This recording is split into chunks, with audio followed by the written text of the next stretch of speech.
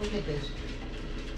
Give me some time. Gotta make- We call that feeding the chickens. So what we're going to do here is talk about tools. I want to say tool is anything that you put on your dog. I know a lot of people will get a dog, they're not really sure what to wear or put on the dog. They hear some evil things about certain tools and they probably misinformed. So I'm going to go through a few of them. For one, a harness. I really don't like a harness unless you have a dog that doesn't want to pull from the beginning. But once a dog is trained, I don't mind a harness. So in the dog's training, we might use something like a Star Mark collar. It's has little grooves on it. It's made of plastic, and a lot of people don't mind using this as opposed to a real pinch collar. But they come in various sizes, and we have the regular choke chain. If you're using a choke chain, you want to think about a P. So if I'm going to put this on a dog, I'm going to see the letter P. So when it goes on the dog's head, this, Angel, come.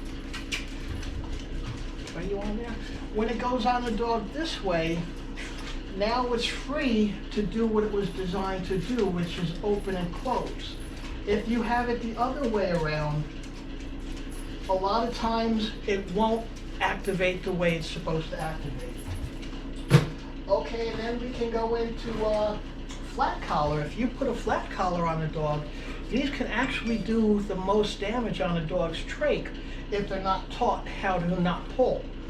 So if you anything you put on a dog, you should teach the dog how to use it, how to relieve the pressure, we call it.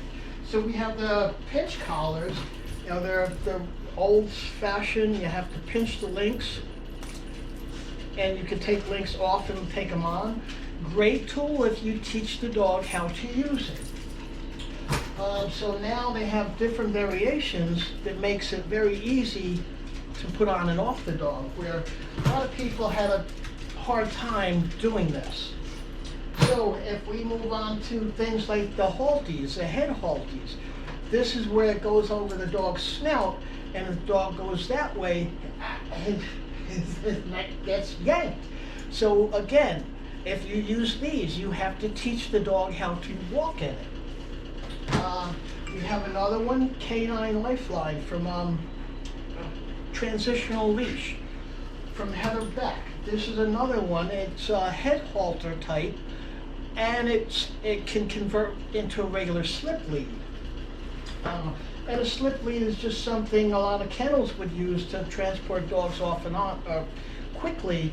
Just a slip lead that goes over the dog's neck, and you just cinch it up, and then you have it. And then, back in the pinch collars, they go down to micro sizes. So you can work your way up to the e-collar. Very great tool if used properly. This, if you're using the e-collar after all the other training, because the e-collar doesn't teach them anything. But after all the other training, that allows me to take the leash off my dog and let them go run. If depending, especially the breed you have, if it's meant to run, that's where you want to give them the freedom to do that. And then you can talk to them with the e-collar. So none of these things I would put on a dog to correct it. So if you're using an e-collar to put on a dog to correct it, you're absolutely wrong from the beginning. So that's my little introduction to tools.